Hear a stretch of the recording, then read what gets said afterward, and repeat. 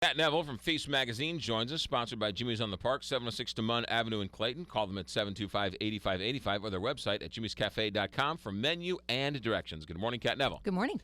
Got a note from Crazy Kathy. Okay, who's that? Crazy Kathy is one of the sweetest women in the whole wide world. She wanted me to ask you, Yes. how in the world did you get the picture of the turkey on Feast Magazine so perfectly? She thinks it's a fake turkey. That was not me. That was our amazing photographer, Demond Meeks. He is incredibly talented, and he has shot a number of pieces for us. But he went out to Buttonwood Farm, which is about 3 hours away. It's south of Jefferson City.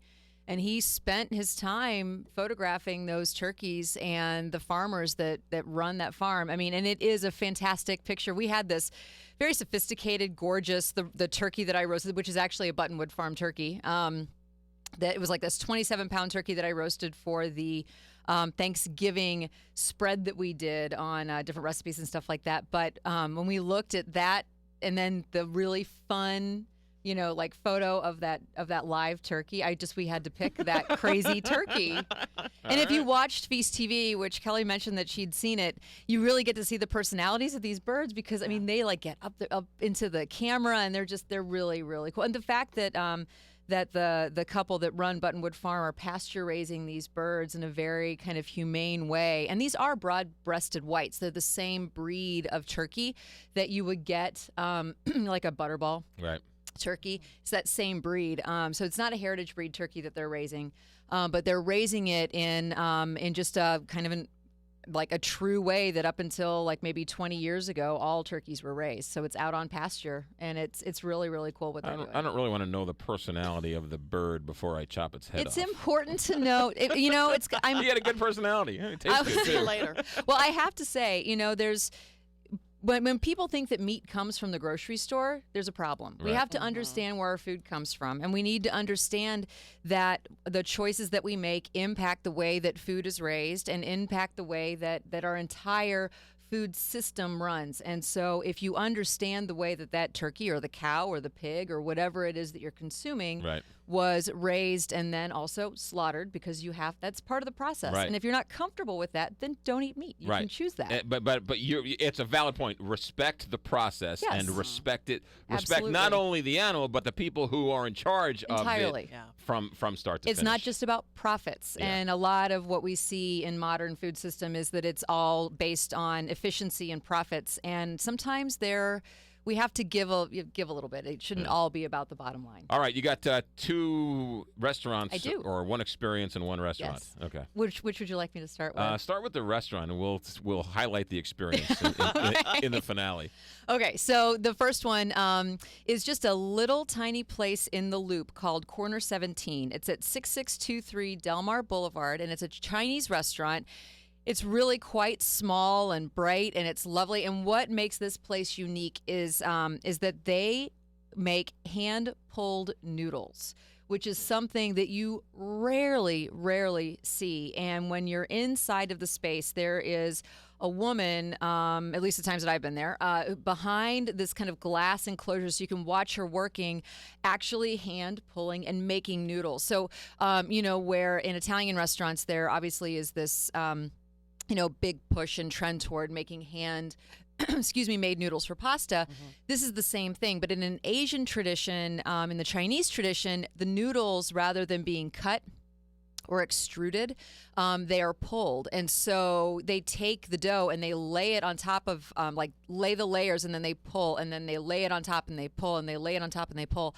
And so they create these chewy, wonderful noodles that they will either stir fry, like pork, veggie, beef, chicken, seafood, or they will put it into these wonderful soups. And this time of year, especially with crappy gray weather, going into this Corner 17 place for a big steaming bowl of soup with these hand-pulled chewy noodles. I mean, it warms you from the inside out. It sounds very labor intensive too. It is, which is why how is it different from some of the other places that you would go to? it's the texture. So the texture is dense. I mean, the flavor is pretty, it soaks up the flavor of whatever it's part of. And so those stir-fried dishes have a really nice kind of sweetness to them. The broth in the soup, obviously, has this, whatever type of soup that it is that you have, it has that wonderful kind of deep, deeply flavored Asian-style broth, like almost a Vietnamese-style broth.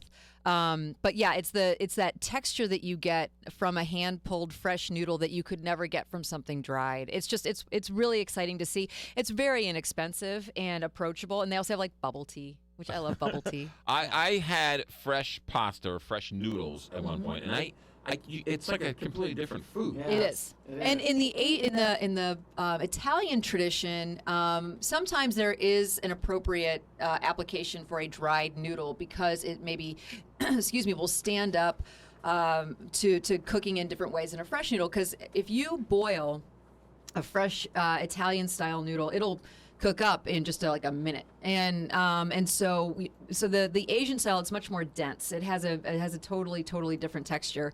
And if you've never had it before, I would totally recommend that you go. They have other stuff on the menu, like they have this spicy crispy chicken. They have some Chinese barbecue. They have this shaved ice, which I haven't tried yet, but everybody says that you've got to try it. So I'm excited to go back and give that a try. Tempura vegetables, all that kind of stuff. All right, corner 17, 6623 Delmar Boulevard, just up from Fitz's Soda. Right there on the corner of Leland and Delmar Boulevard in the Loop. Look at you with your Google map. Corner 17. You're not supposed to tell people that I Google mapped it. People are just supposed to assume that I know that through osmosis. Well, here's the thing. It's not on the corner. It's just off the corner. Yes. So just be aware, it's not on the corner. It's corner 17. But it's not on the corner. It's not on the corner. But the interesting thing about corner 17 is that it's not on the corner. It is not. All right. What's our experience this week? Okay. So I told you about this maybe a year and a half ago, but I want to bring it up again. Tenacious Eats. Do you remember me talking about them? I have no recollection of Tenacious Eats. Okay. So Liz Schuster, who has been chef at numerous amazing spots around town, she launched Tenacious Eats about a year ago, and what she does is it's movies for foodies, and she has taken this thing kind of to the next level. And what she does is at Myers Grove, in the Grove, it's this bar. In the back, they have a theater where they have and so what Liz does is twice a month, she and her amazing team, they put on this multi-course meal that they cook live for you while the movie is showing. And this thing has become so popular. Like the next one is next Tuesday, which is why I wanted to bring it up. It's Moonstruck, which is an amazing Love the movie. And so what she does, I'm crying. No, Like a blank look on his face. I know, he's like, really? Moonstruck. All right. But Cher, remember? I Cher and Nicolas Cage. That's right. Yeah. And I have a friend, Jen Jamel. Snap out of it. Yeah, Yes. she's like, my hand. So I have a feeling she's listening, so she'll be very excited that is the movie because she loves this movie. So anyway, what Liz does is she and Dan, the guy who's behind the bar at Myers Grove, they just watch these movies, and they will watch these movies 10 or 15 times. And they will, because her goal is to serve the courses every 15, 20 minutes. And she is now serving up to 50 people at a time during these films. How are they able to do that? Magic. And, Wow, all right. and planning. And so what they really do is they go through and they will be inspired by different points along the way in the film. Not all of them food related. And each menu for each one of these movies is completely different. And I've told you guys this time and time again, but I love it when people find new ways to be creative about food, Right. and they really bring something that's inspired and different to the scene. And this to me is so fun. And she said last year for Mother's Day they played Serial Mom, and like all these people brought their moms, and I mean it's just so much fun. They're going to be doing Gremlins. They're going to be doing Willy Wonka and the Chocolate Factory. Oh, they I'd like to do go to that all. one. Yeah, they do I want all to never love these and things. stop it now, Daddy, now.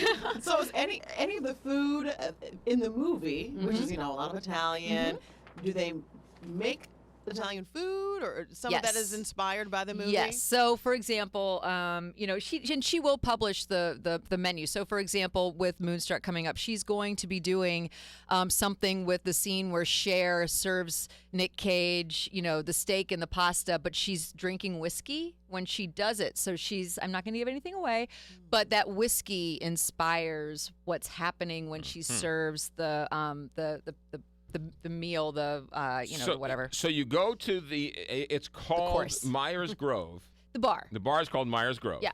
But in the back, there is they a show theater. this movie. Yes. And is it an inside theater or an outside theater? It's inside. Inside. It's an inside theater, and so it's meant for shows. So they have different kinds of shows. So it really has a raised stage. Okay. So and then sounds they like a project. great venue. It's fantastic, and they project the film onto this big screen, and then there are a bunch of just individual, almost like cabaret style tables where you can sit with 2 to 4 people, and they cook the meal live while you are sitting in the space. So you watch them, and then she'll interrupt the film and not only serve you the food, but she and her fellow chefs and all these guys, they'll get up and they'll act out scenes in the movie. They'll do silly things. See, that's all well and good. I do Julia and Julia. She has done that film. Really? Yes, more than once. And here's the thing, and I'm just going to rat her out. She really is annoyed by the Julie character. I am too. Good. And so what she does during this film is that she's like, I won't tell you that I'm irritated by the Julie character because she's a chef, and so Right. she's kind of like, if you mess up beef burger, what is wrong with you? But she'll stop the film and act out these silly things during it. And so it's just this interactive, super fun thing. And I love that it's part of the food scene. I almost don't like Amy Adams now because She said she loves Amy Adams as an actor, but she not was this annoying. All right, so character. this is every Tuesday? It's every other Tuesday? It's whenever she decides to do Go to it? TenaciousSeats.com. Go to their website. The Right. schedule's there. You can buy the tickets online, and if you want to go see something, buy the tickets because they sell out. It fast. sounds I love fantastic. It is so fun. Holy mackerel. All right, well, I got no more time. Feast TV is on Channel 9. Yes. And next week, next Tuesday, actually, Turkey Day Boot Camp with Nick Miller from Harvest. Learn how not to screw up Thanksgiving. Oh, that's a must. Yes. And it's 2 o'clock? It's actually the show, but we're actually doing a class at Roth. And so if you want to go, just go to feaststl.com, go to the event section. You can find out all the details, but And the Thanksgiving issue is on newsstands now. It is. And you can subscribe, and you can get it delivered to your front door on Sundays with the Sunday St. Louis Post-Dispatch. And you want a deal, go to stltoday.com/McGraw and get the McGraw deal on the Feast magazine and the Sunday St. Louis Post-Dispatch delivered right to your front door. good deal. That is a you good deal. And by the way, Feast TV, fabulous. It's must-see Feast It TV. is. Yes. Thank you. You got it. We love it. All sponsored by Bertarelli Cutlery. It's been keeping St. Louis sharp since 1967. Bertarelli is your one-stop shop for knife, tool, sharpening, along with all of your kitchen supplies. Visit them at 1927 Marconi on the Hill or at Bertarelli Cutlery.